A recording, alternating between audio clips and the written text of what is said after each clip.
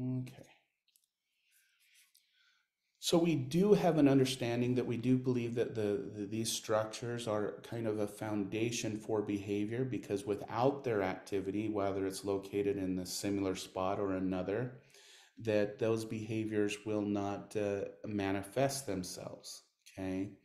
And so we do know that this is the machinery that is associated with the ability to do certain functions. So let's go through, starting with the most basic structure of the nervous system, which is the neuron. Okay. Um, and I'm hoping for many this might just be a review, but the neuron is the basic cell of the nervous system, also called the nerve cell. Okay. And we approximately have 100 billion in the brain. Now, I just want to put this into conceptualization for everyone. 100 billion cells, and each of those cells has some amount of nodes of information.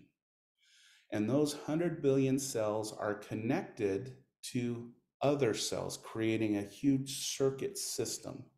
All right. And still today, in fact, most scientists who work with artificial intelligence and computer processing think that it will not be until around 2030, 2040 that we actually have a supercomputer that meets the memory capacity and the functional capacity of a single human brain. In fact, um, the last analysis that was done is if you filled the state of Montana with computers everywhere and you stacked them 3 stories high, and they were really good computers and they had the latest processing chip, all of those computers would still not equal the processing and memory power of a single human brain. So think about that as we move forward, about how amazing this system really is. Okay. The other important cell that we need to talk about is what called glial cells. These are cells that basically nerve cells. Many of the other cells in our body can regenerate ourselves. So literally, if our body was synchronously on the same cycles, so our bone and our skin and our blood vessels and everything were on the same regenerative cycle, human beings truly have a brand new body every about 7 to 10 years.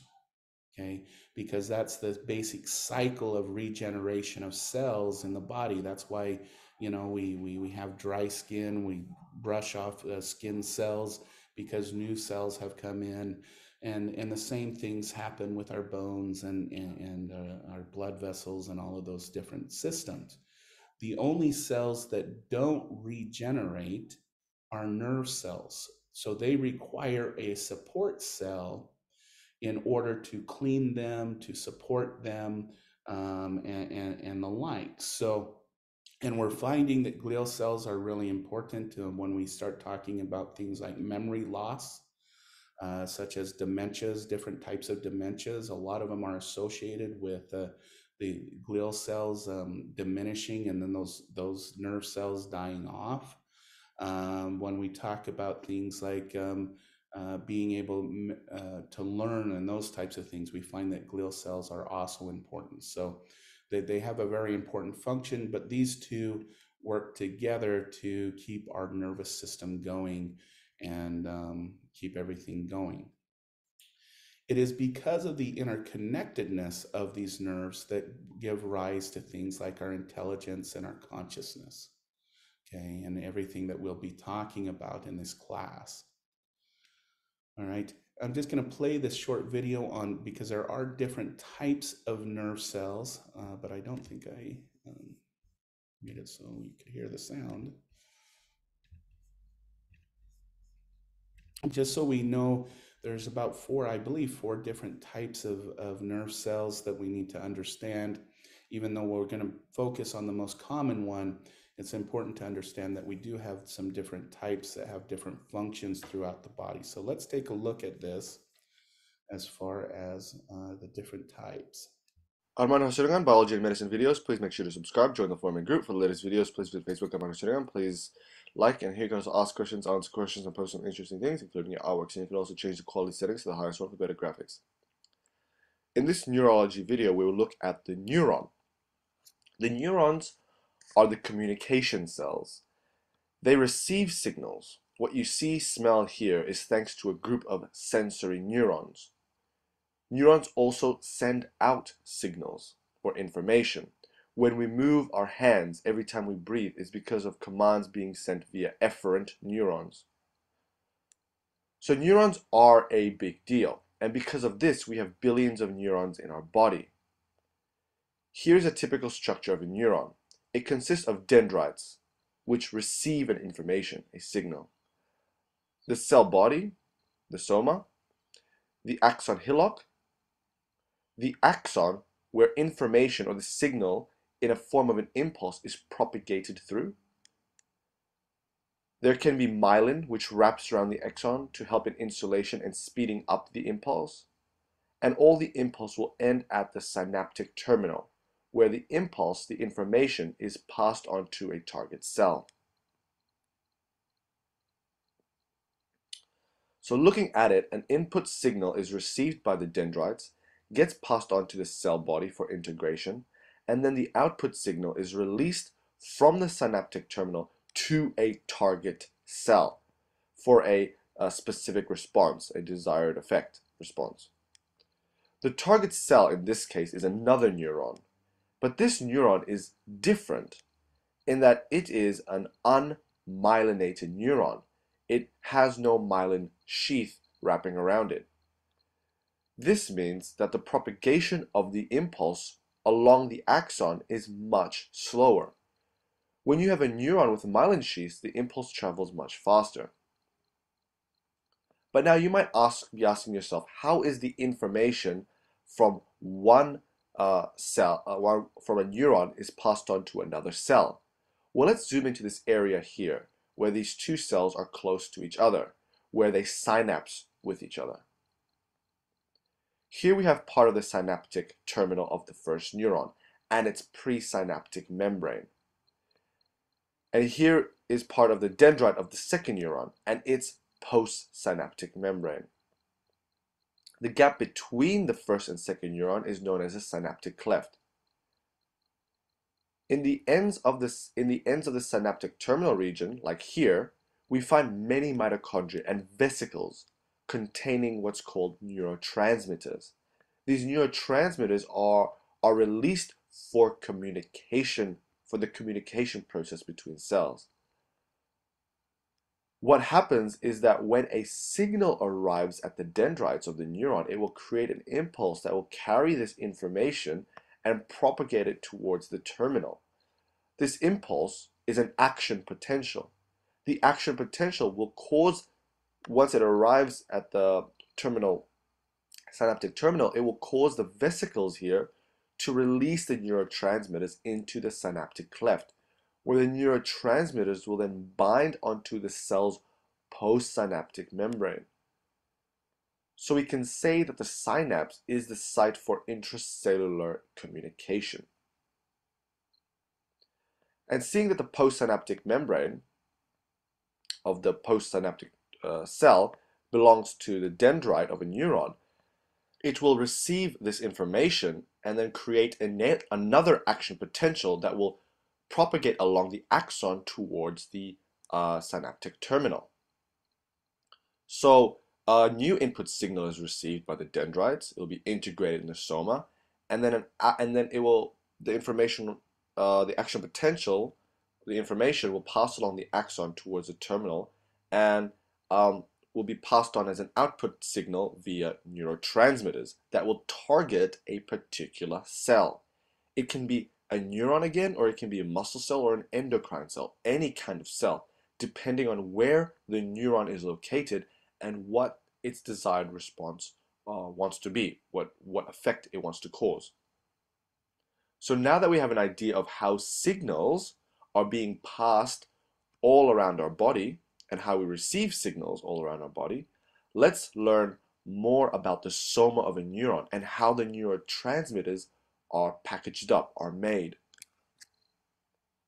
So here we have a close-up of the soma of the neuron. We have the nucleus containing the genetic material, the rough endoplasmic reticulum around it with bound ribosomes and free ribosomes for protein synthesis. We have the Golgi apparatus for packaging, and we have the lysosome. Now the protein neurotransmitters are synthesized in the rough endoplasmic reticulum by ribosomes and then packaged up by the Golgi apparatus. So here we have the rough endoplasmic reticulum synthesizing new neurotransmitters that passes them onto the Golgi that will then package them up in vesicles. These vesicles containing neurotransmitters from the Golgi are then brought to the synaptic terminal. Here we have the synaptic bulb of the synaptic terminal that we're zooming into. So these vesicles containing the neurotransmitters and also mitochondria, they move down via microfilaments or microtubules, and they move to the terminal bulb here. The vesicles are in the synaptic bulb where they can be released via exocytosis to the synaptic cleft when an action potential arrives. The neurotransmitters can be reabsorbed from the synaptic cleft and form vesicles, and then these vesicles can be recycled. They can travel back to the soma of the neuron where they were fused with lysosomes. The lysosomes will digest these vesicles for recycling. So neurons are a big deal, what we just talked about, for cellular communication, for sending out signals, and also receiving signals, receiving information. These neurons I just drew is actually a typical structure or typical shape of a specific type of neuron, an efferent somatic neuron, that is. However, there are a few types of structures neurons can be categorized into. And these structural categories, it can be determined by which part of the nervous system the neurons belong to, if that made any sense. I'll just draw a diagram to explain this. So the nervous system, remember, it can be divided into two major parts. That is the central nervous system and the peripheral nervous system. Now I drew two peripheral nervous systems because the peripheral nervous system consists of a sensory division and a motor division, or better yet, an efferent division. The sensory division of the peripheral nervous system consists of sensory neurons that look something like this. It has dendritic branches here, the axon on either side of the soma, the cell body, and then the synaptic terminal here. This type of neuron is categorized under the structure of a unipolar neuron. Now we also have another type of sensory neuron which is slightly similar in that it also consists of dendritic branches, but the dendrite will extend to the soma. Then we have the axon and finally the synaptic terminal. This type of neuron is categorized under the structure of a bipolar neuron. As you can see, the unipolar and bipolar neuron are only slightly different. The bipolar neuron, we have two separate processes separated by the cell body. So we have the dendrite and then the axon on one end. The central nervous system consists of many interneurons. Interneurons, you can say, are neurons that bring signals within the central nervous system, so from the brain to the spinal cord, for example. But we also have interneurons that act as glial cells, helper cells. Anyway, these interneurons have some completely different structures to other neurons. An example of an interneuron is this, what I'm drawing. And it doesn't look like it has an axon, but only has a cell body in the center with many dendritic branches around it. This type of neuron is categorized under the structure of an anaxonic neuron. Then we have a multipolar neuron type, which contains dendritic branches on one end and then straight away an axon terminal branch on the other, separated by the cell body. Some multipolar neurons in the central nervous system look slightly different than this, and we shall soon see what I am talking about. Now, the efferent division of the peripheral nervous system contains efferent neurons, motor neurons, which are all multipolar in structure. And this is the type of neuron I drew in the beginning of this video. We can have efferent neurons with myelin wrapping around it, or we can have efferent neurons without myelin wrapping around it. Either way, both are multipolar in structure, in that it consists of dendritic branches, and then we have the cell body, and then the axon and terminal branches. As you can see, this is the other type of multipolar neuron I was talking about in the central nervous system. The terminal branch doesn't have to be really close to the soma body. In the efferent division, the terminal branch is extended with the axon. Hope that made sense. And anyway, that was it for the neuron video for neurology. I hope you enjoyed it, and hopefully I'll make a video on action potentials soon. Thank you. Arman Hoserangan, biology.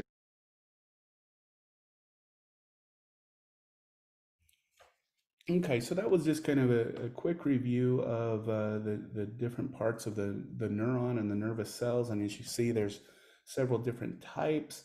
And that the main thing that I want us to get out of this conversation is understanding its structure, but understanding that one, our brain system is what's called a chemical electrical reaction, okay, meaning that it requires the neurotransmitters transmitting between the nervous cells, which creates what he referred to as the action potential, which using a chemical way of creating electrical impulse creates electrical impulse along the body of the axon of the cell, okay?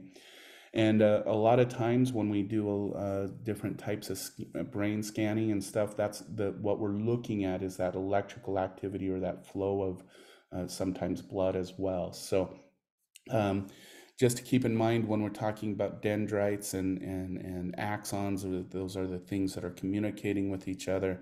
The soma is the cell body, and the axon is what it travels along there.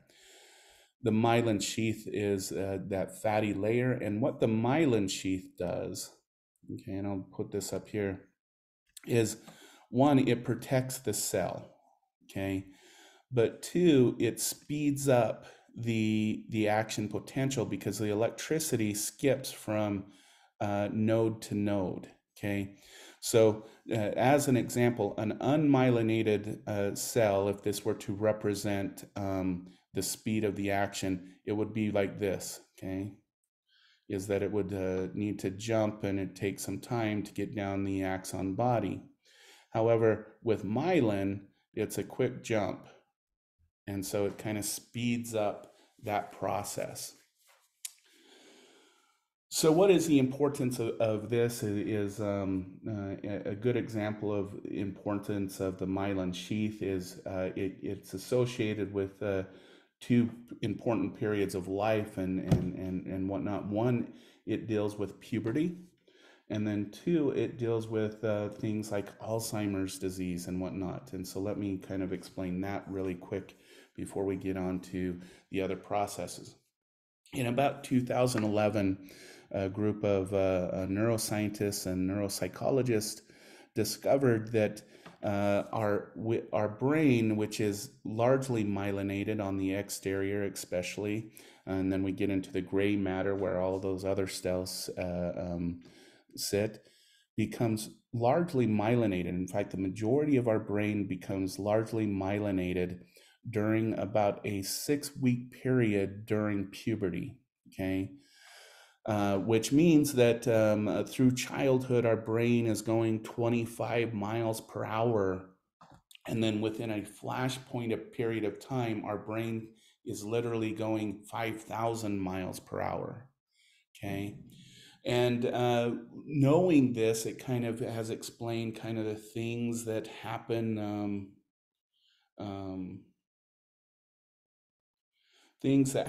when we go through puberty period, and why is it that children have slower brains, and I don't mean to say they're slower brains than say adolescents and adults. Okay, well, one, we think it has something to do with survival. All right, so if you think about having an unmyelinated brain, and let's say there's a car coming at you at 50 miles per hour, you don't want to sit there and process what you should do. You want a brain system that automatically uh, um, activates and gets you out of the way of the car. And that's why a lot of children get injured with car accident, with getting hurt with vehicles, and harmed in so many ways, and why parental supervision is important, because a lot of times they don't have that fast acting brain that gives them a fast reacting time to get out of the car that's coming at them very quickly. If you see a lot of movies with little kids and a car's coming towards them, they freeze. And that's literally because their brain is largely unmyelinated. But the benefit in early childhood, if you think about what we learn in early childhood, we learn of lots. We learn how to walk, we learn how to talk, we learn how to interact with each other. We start learning things like writing and math and reading, and all of those things mainly happen in our childhood and elementary years. In fact, if we look at it from a language perspective, now I don't know about you, I don't remembering this many words, but linguists argue that between the age of 0 and 6, the average child will learn 60,000 words. Think about that. When we get to human development, we'll talk about what we do with that 60,000 words, but that's how much information is being learned during that period. And then over time, we start to whittle down those number of words to the ones we use most commonly, right? So, yeah, I'm not saying I definitely don't know 60,000 words. I know that I use the ones that I use most commonly now, which is much less. But that's kind of how it works. But what required for that type of learning is a slower brain, a brain that processes that information. And so it's actually a really good thing when you have, your 3-year-old nephew or child or whoever saying, asking that question over and over and over again, because what they're doing is they're deeply processing the information you're providing. So when you have a child who's saying, asks questions over and over, just know that that's part of their learning process. And there's actually a brain mechanism that we know about that propagates that kind of investigation and need. Now, when we go into the adolescent years, and speaking of the myelin sheath and whatnot, and our brain becomes that myelinated and it's going really fast, sometimes our cognitive systems have not caught up. Okay. And so, and a lot of times when an adolescent does something wrong, and you say, why did you do that? And they say, I don't know. A lot of times they probably don't know, because their cognitive system is far behind their biological system, this very fast brain that is going really quickly. And sometimes their behaviors are far ahead of their actual cognitive realization of why they do some of the things they do. And from that, we have actually learned that there's a good parent adolescent interaction with this. Okay. One, it's a myth that the majority of adolescents go through this turmoil, chaotic area. It's more of a confirmation bias on our part to think that adolescents are these evil, bad people. Believe it or not, the majority of adolescents go through adolescence fine. It's not a big turmoil, chaotic period. But we do notice there are some parental differences that can create situations where adolescents can have a chaotic time, and it really has to do, we think, with this myelination of the brain. So we find in the example, the parent goes to the adolescents and goes, "Why don't you do that?" And the parent and the adolescent goes, "Well, I have no idea." Well, there's two parental reactions here. There's two bipolar parental reactions. One parental reactions is, "Well, until you figure it out, go to your room," or they do some type of physical punishment, saying, "Yeah, you're lying to me. You know why you did it." Blah blah blah. That's one situation. The other situation is the parent who sits down and goes, "Okay, you don't know why you did what you did, so let's go through it." So they go through the situation with the adolescents from start to beginning to help the adolescent understand why they committed the behavior they did. We find that those few adolescents who had chaotic adolescence, and then there was a lot of turmoil, had mainly that first category of parent. Whereas adolescents, and this doesn't fit all of them, but the majority of adolescents who had a decent adolescence and there wasn't a lot of chaos and those kinds of things, tended to have that other parent that would sit down and go through why they did it. They did the family dinners, those types of things. Excuse me. The other thing that this has shown is that probably issues with adolescence has far less to do with hormones and far more to do with this rapid myelination of the brain. Okay. I mentioned that there's another thing that we should discuss about this electrical activity that goes along the brain, and that's things as we get older is once we start losing glial cells and those types of things, our myelin sheath can be diminished. And in a specific type of dementia known as Alzheimer's disease, the main thing that attacks a nerve cell with Alzheimer's is a plaque. And that plaque surrounds, put it in a plaquey color, surrounds the myelin sheath. And once it surrounds that myelin sheath, it suffocates it, and it suffocates the axon of the cell. And once a nerve cell is unable to communicate down the axon, it starts to die. And so it starts to kill that nerve cell. And then what happens is, so let's say this nerve cell is communicating with another nerve cell. Well, once this nerve cell isn't receiving information from this cell, it will start to diminish, it will start to weaken. And then as this cell continues and other cells that communicate with that cell start to die off because of this plaque, it creates kind of a rolling effect. So it starts to kill off healthier cells that are no longer receiving information from those cells that have that plaque on them. Okay. And so this is kind of what, if you look at some of the modern treatments and they talk about, this drug that reacts to this certain protein or this certain thing, that's what they're talking about is drugs that will kind of work at trying to destroy that plaque that builds around those nerve cells. Okay. So those are two examples of the operation of the cell, the importance of things like myelin sheath and what happens when the cell gets suffocated. And so does anybody have any questions on that really quick before I move on?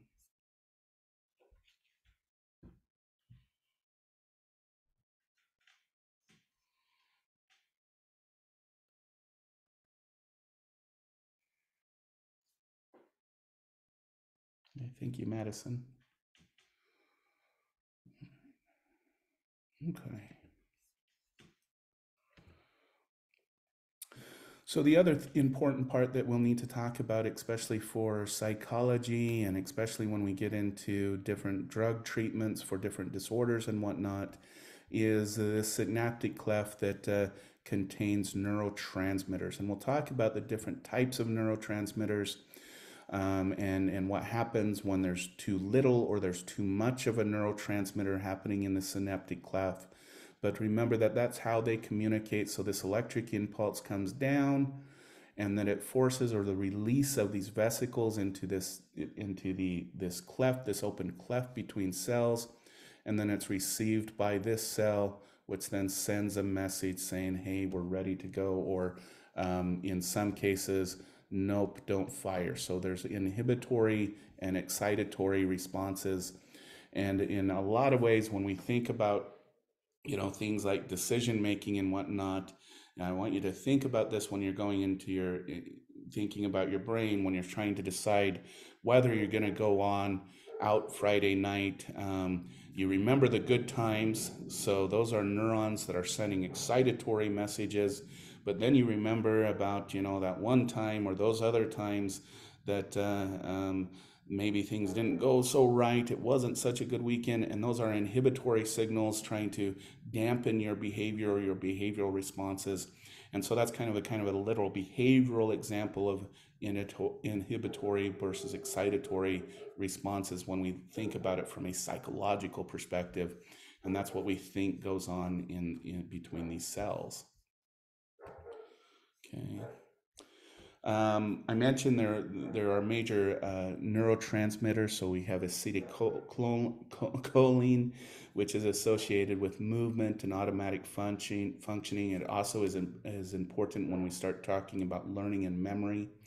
We know that when we get into the hypothalamus and the thalamic area where the acetylcholine is very present, those areas are associated with memory and learning. And we'll see that when acetylcholine is at a deficit, that's when we have some memory and learning issues. Dopamine is our excitatory. The main thing that I want people to keep in mind about dopamine is deals with motivation and reward and planning of behavior. Okay. Dopamine, if we look at it from a drug class, the things like methamphetamine, cocaine react or mimic dopamine, and that's what creates those feelings of elation.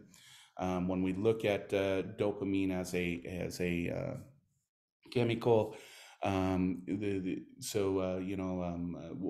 when does human beings produce the most amount of dopamine in your brain? It's actually when you are having an orgasm. But I want you to think about this in the sense of when artificially we up dopamine. So when we look at methamphetamine, so if an orgasm is when we produce the most dopamine naturally, methamphetamine tends to produce 5 times the amount of dopamine than when you have an orgasm. So think about that as why things like methamphetamine and cocaine are so addictive. Okay. And we'll see that when we get to the abnormal psychology section, and we talk about things like schizophrenia, which is a disorder that is associated with delusions of grandeur, delusions of self-depreciation, disorganized thinking, meaning that they just can't think straight, or in severe cases, they can't even tell stories correctly. The most common types of symptoms that people know about with schizophrenia are hallucinations, and visual, auditory, olfactory are the most common, or kinesthetic. Okay. What we know about the chemical system in people with schizophrenia is their brains tend to be swimming in dopamine. It's a severe overproduction of dopamine.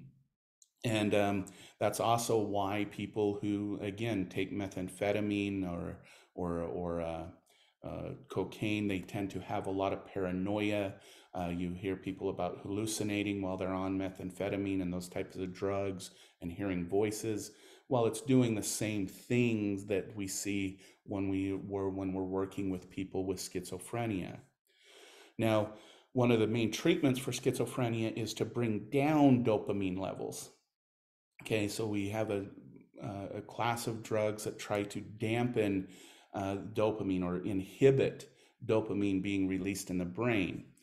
The unfortunate part about this, and it's a fine balance, is that a disorder that is associated with too low levels of dopamine is Parkinson's disorder, where people get severe tremors and uncontrollable movements in their body.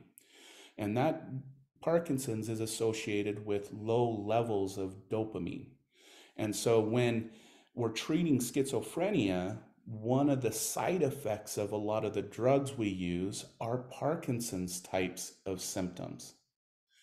And one of the side effects of treating Parkinson's disease is especially if it's not prescribed properly and monitored properly, is we start to see more schizophrenic type of symptomology. And so those two are kind of associated with each other. And so we'll talk a lot about dopamine through this class, and kind of how it works with different disorders, but also where it works with things like motivation and reward, and how it rewards our system. And we'll take a closer look at this as we move through this semester.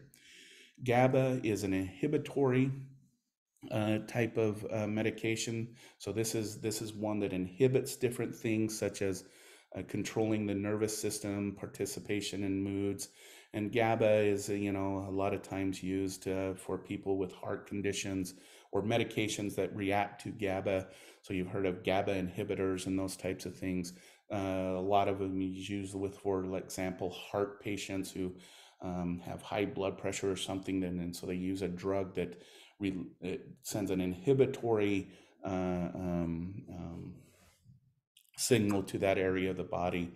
It also can be an antagonist for people who have mood disorders. So a lot of times, if you're taking an antidepressant, they say don't take that antidepressant if you're also on a GABA type of medications, because there's a severe interaction that can occur. Okay. Some other important ones are glutamate. And again, this is another one, much like acetylcholine, that participates in learning and memory, which we'll get to. Norepinephrine, this one we will talk about when our system becomes very aroused. Norepinephrine is very much associated with things like anxiety and arousal, vigilance, and mood. And so when we think about what's called a sympathetic response to the body, where the body is preparing for fight or flight, norepinephrine plays a large role in that system. And we'll talk more about that system when we get to the divisions of the central nervous system as we move along. Probably a very common neurotransmitter that's talked a lot about in the area of psychology is serotonin, because it participates in mood and sleep. Many of your antidepressants and anti-anxiety medications work on the serotonin level to increase the level of serotonin in the body system. And so this is a chemical that tends to be very important when we talk about things like mood, consistency, and sleep. So this is one we will talk about really when we get to things like emotions and those. Now, keep in mind, I mentioned last week that we talk about emotions and motivation in the same context. And so serotonin deals with mainly mood, emotions, and affect. Dopamine plays a role in motivation. And these two have an antagonistic relationship. When we have high levels of dopamine, we have low levels of serotonin. When we have high levels of serotonin, we have low levels of dopamine. And so we will talk about this more, especially when we talk about mood disorders, because we're finding that so we can increase serotonin levels, which give more of a flat affect instead of a depressed affect to the individual. But that also has had an effect on a lot of people's motivation levels. And that's why a lot of individuals, and there's a lot of warning on antidepressants that specifically work on the serotonin level, where you might experience things like sexual dysfunction, motivational issues that are associated with physiological processes, and that's why those side effects exist. And we'll look at this relationship when we get to um, um, um, depression, because what we're finding is that for a lot of individuals, we tend to need a dual medication that works both on the serotonin system and the dopamine system. So, but we'll get to that as we move through the semester, especially when we get into psychological or mental disorders. Okay. We also have something called neuropeptides, and these regulate activities of other neurons. And we really won't get into these very much, but we do need to talk about, we do have ecophlanin, which relieves pain and stress in the body. So this is not in the brain region, but in the external or the peripheral system outside the spinal cord, and endorphins that release pituitary gland that help relieve things like pain. So we'll talk a little bit about these as we move along, okay? Okay, so that's the nerve cell and the different types of neurotransmitters. Is there any questions on those two systems and neurotransmitters and the like?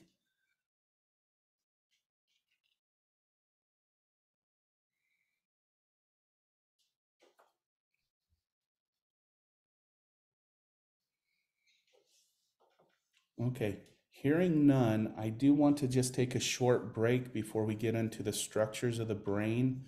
So let's go ahead and take a short break, and we will come in region. So let me bring up my...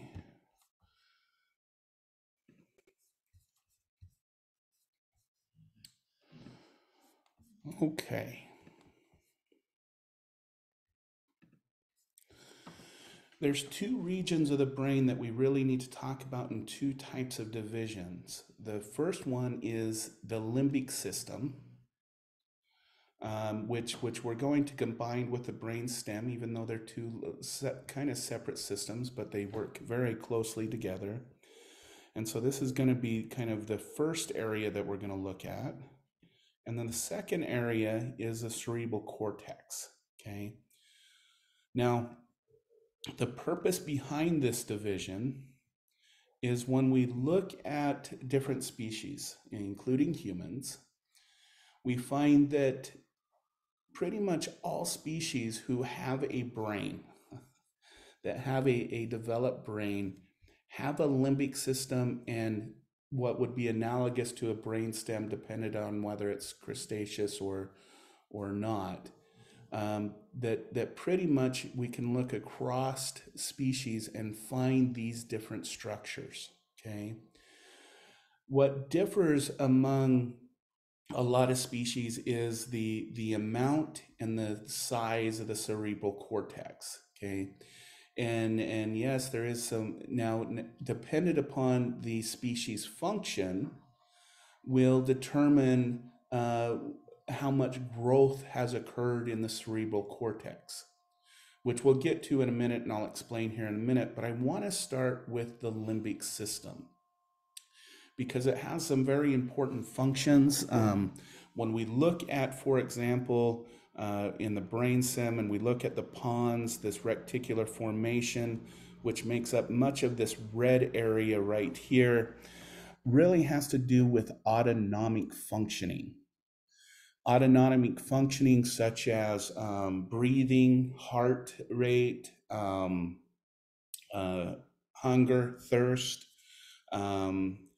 But we also, and I think I mentioned this in the beginning of the class, it also has to do with some things that we think are uniquely human, such as intimate love, which I should note we'll learn actually is not uniquely human. We find it across species in some form or another.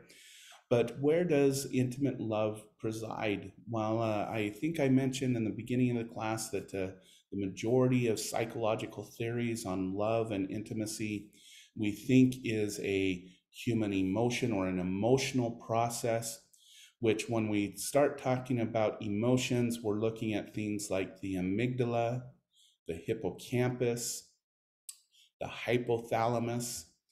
And so when we do brain research and we think we should see activity within this region of the brain when someone is thinking of their intimate love, okay? But that's not actually what we find. We find that when we scan your brain and you're thinking about that person that you obsess against there, that the person that's in your, everything goes to the background and they come to the foreground. You get excited to see them. You feel paranoid when you're not around them a lot. Okay, those are kind of some of the symptoms, as we would say, as being truly in love with someone. It is actually these areas of the brain, specifically within the medulla and the reticular formation, that start to light up, which indicates that things like intimate love is much less of an emotional drive for human beings, but probably is one of our basic human drives, the same as eating, drinking, heart, breath, and all of those different autonomic functions. And when we get to things like human relationships and intimate relationships, this will help explain a lot of things that go wrong in relationships. So why is it that we crave individuals when we break up with them and we get so heartbroken? And when we don't have someone with us, why do we feel things are not how they should be? Well, put it in the terms of hunger and thirst, and you'll understand why we go through those processes. But anyways, this is the brainstem, and it really deals with automatic or autonomic functioning in the system. I'm going to jump over here to the cerebellum, which is often called the smaller brain or the midbrain. This region of the brain deals with coordinated movement. Okay, so the ability to write right, the ability to walk in a straight line, the ability to stay stable and coordinated in movement. It even deals with the coordination of language, being able to speak consistently and without much failure. And when we look at things like drinking, right, and people start to stumble around and whatnot, that's because the alcohol is having an effect on the cerebellum system. And that's really what's being affected when we drink things like alcohol and those types of things. And something else that should be noted about the cerebellum is it does sit down here, and the skull kind of goes in this direction right here, and then we get our neckline right here. Okay, and one of the things that we have recognized is, and this deals with some of our athletes in the room or people who are interested in going into sports psychology or sports rehabilitation, is if you notice that individuals who, for example, who have been long-term boxers and have gotten a lot of knocks to the head, they tend to lose a lot of their coordination. And if you notice, they start to shake a lot. If you listen to some of the old-time boxers, they have their voice is very uncoordinated, and they struggle with those types of things. And that's because what we have found is that when you have continued hits to the face and to the head, the inside of the skull is not perfectly smooth. In fact, it's kind of almost like a sandpaper. And what we found is the continued hits to the skull area or the face area, it starts to shave off the lower portions of the cerebellum, which over repeated times is what creates that uncoordinated movement and some of the speech issues that we see with, for example, long-term boxers and the like. So that's something about the cerebellum and how it affects our different behaviors, especially when we're in things that create a lot of brain movement and trauma. So, all right. So moving along, we're going to hit the limbic system next. Well, we're not going to hit it, but we're going to talk about it. We shouldn't say that, but the limbic system has some very important functions in that when we talk, for example, the thalamus, some of its most basic biological functions is it regulates different hormonal systems. The thalamus does things like regulate body heat and body temperature. Pituitary gland has a lot to do with hormonal systems. But when we're talking psychology, we look at specifically things like the hypothalamus, the amygdala, and the hippocampus. Amygdala, as I've mentioned, has a large association with emotional and emotional states, specifically the ones of fear and anger. The hippocampus and the hypothalamus have a lot to do with memory and memory system and learning. As I've mentioned, I think before, is that when we have sensory information, it goes to this system first and then is transmitted up to the cortex where we have our higher thought processes. Because what it's doing is it's preparing you emotionally, and it's going to provide the cerebral cortex with the associated memories and the associated responses, so that when information gets to the different areas of the cortex, it can make sense of all the information that it's receiving. Okay. So knowing that, and basically that is, the function of the limbic system, and especially when it comes to psychology, let's go on and talk about the different areas of the cerebral cortex. Okay. So something we should note about, as I was alluding to before, about the size and the thickness of the cerebral cortex, it really does is associated with the main functions of the species. So when we look at birds, for example, who need very acute visual visual system, when we look at this auditory cortex back here, the primary auditory and the visual cortex back here, and the associated areas that make sense of the visual system, birds tend to have a larger and thicker cortex in this area.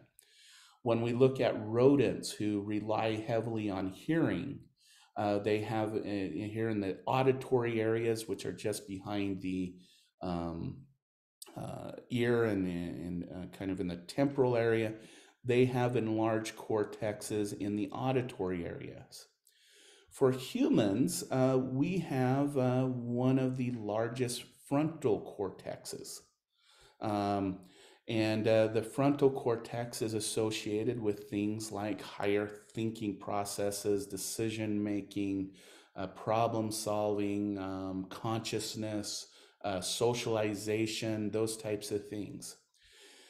And it is also the newest part of the cortex. If we look at the evolution of the brain system, the cortex evolved starting, and when we look at development in the womb, even the cortex starts to develop right here. And we put this in a different color. The cortex starts to develop here, and it develops. Green was a bad choice for that area. It develops this direction. Okay, meaning that when we think about development, the last part of the human brain that develops is the frontal cortex. And this begins to occur, this full development of the frontal cortex starts to occur on average around the age of 18 to 21 to 23 years of age, is when this area of the brain becomes fully developed. Okay. But that's the developmental trajectory of the cortex that sits right on top of the limbic system and receives that sensory and memory information, then processes it. Okay. Now, when we look at the different areas, again, prefrontal cortex, again, we look at that and it's plan and execute appropriate behaviors. When we look at Broca's area right here, it deals with speech and muscle areas. So it produces, the muscles that produce speech is associated with the Broca's areas.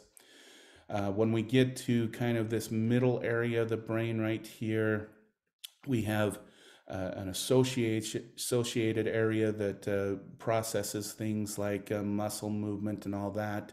We have a sensory area that really combines sensory information and starts to make sense of it. And then we have what's called a primary motor cortex and a primary sensory cortex, which communicates with each other to make sure that the sensory information that we're processing and our motor actions are coordinated with each other. And each of these areas are associated with different areas of the brain. So, if this area right here controls the hand for sensory experiences, this direct associated area of the motor cortex processes motor movement for the hand. So this is kind of the area that deals with this. And then when we get to the back here, we have the visual area, and then we have the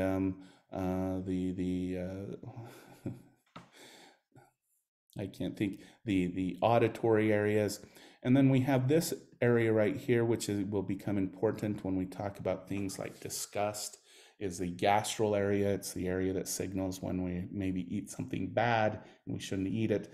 But it also signals when we don't like something other than food. And so these are the different areas of the cortex, so that when we're talking about these, you kind of know what areas that we're looking at.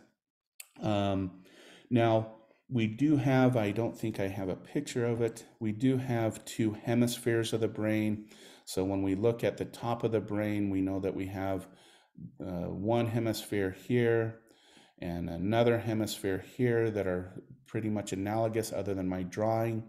And these two areas are connected with what's called the corpus callosum, which communicates the two left and right areas of the brain.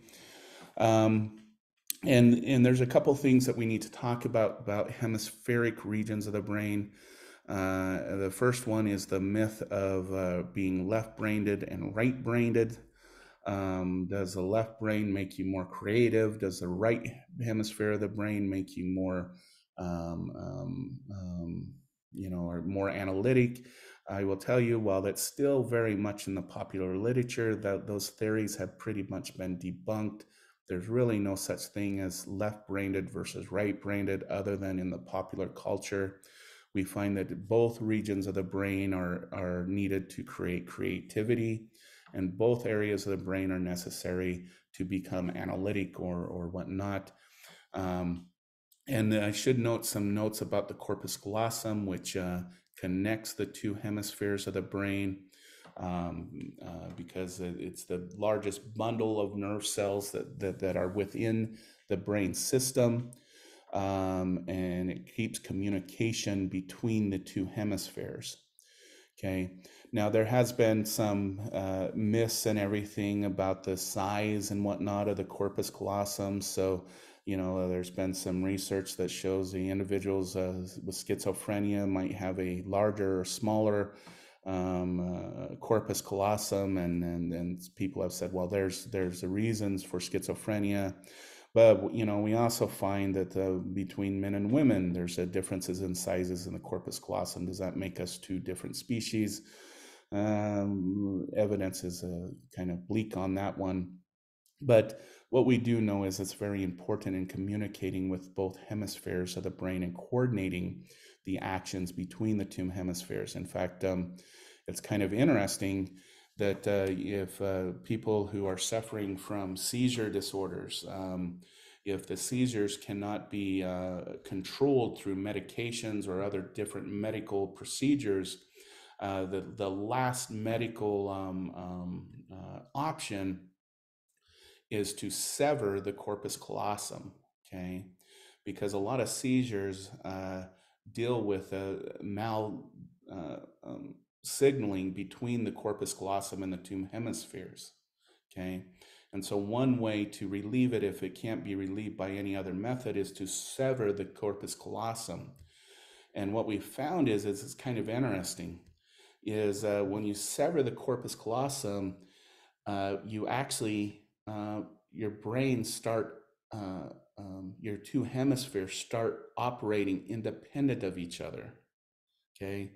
And in some cases, it can create confusion. So let's say your right hemisphere wants you to turn right, and your left hemisphere will want you to turn left, and you'll sit there and struggle with your hands about whether you should be going right or left. Because what we have found is when the corpus callosum is severed, the two areas of the brain start to try and take over the processes that the other hemisphere was trying to do. When they're connected, we should note that the left hemisphere controls the right motor and sensory movement of the body, and when the right hemisphere controls the left motor and sensory information of the body. But when the corpus callosum is severed, this part of the brain will try to control both, and so will this part of the brain try to control both. Sorry for my crude diagrams, okay? So the last thing that I want to cover, is there any questions about the limbic system and the cerebral cortex as it's been described? Okay, thank you, Amelia. Okay. I'm hoping a lot of this is review. So the second, kind of the last topic I want to talk about in our last few minutes is just the different divisions of the nervous system, and it was mentioned in the nerve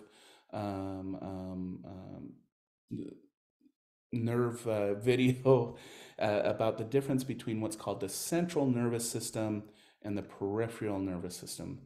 The central nervous system contains the brain and the spinal cord, where the peripheral nervous system contains everything outside of the spinal cord, all the nerve cells and the sensory cells that then send information to the central nervous system. These two systems can be divided in this way. So we have the nervous system that's interprets, stores information, issues orders to muscles and glands, and consists of the brain and the spinal cord that bridges between the brain and the peripheral system. So the spinal cord is really what communicates mostly with the peripheral system. The peripheral system can be divided into two different systems. One is the somatic nervous system, which controls muscle movement, and the autonomic nervous system, and autonomic associated with automatic, regulates things like glands, blood vessels, and internal organs. The autonomic nervous system can be broken down into the sympathetic nervous system or the parasympathetic nervous system. The sympathetic nervous system reacts to when we think that we're in danger. It prepares us for that thing known as fight or flight. So it mobilizes the body for action and energy output. The parasympathetic system is the system that calms us down, brings us to a quieter state, okay? Now, I want to talk a little bit about this the sympathetic system as we react to stressors in our environment and whatnot, and how it works. Is basically, if you think about fight or flight, what is required to either fight or flight? So fight or run, okay, is it requires the external limbs. It requires your hands, it requires your legs.